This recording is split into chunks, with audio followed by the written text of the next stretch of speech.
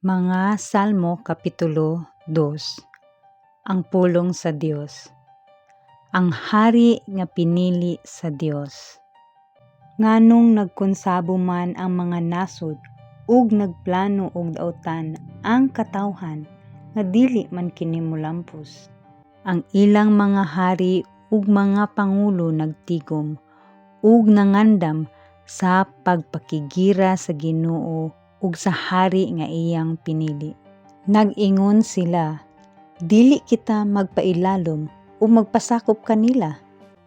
Apan ang ilang mga plano gikataw-an o gibiay-biay lang sa Ginoo nga naglingkod sa iyang trono didto sa langit.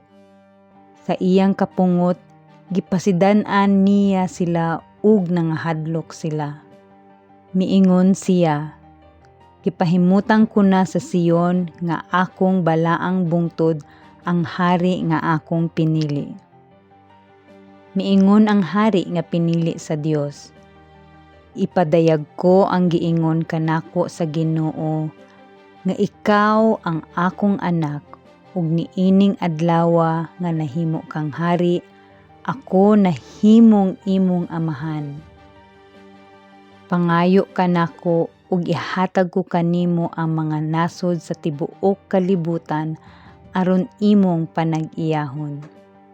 Imo silang gamhan ug wala gayud kanilay makabatok sa imong pagdumala. May sama sila sa kulon nga imong dugmokon. Busa kamong mga hari ug mga pangulo sa kalibutan, sabtan ninyo kining mga pulonga ug pamatian ninyo ang mga pasidaan batok kaninyo. Alagarin ninyo ang Ginoo nga adunay pagtahod ug paglipay kamo diha kaniya.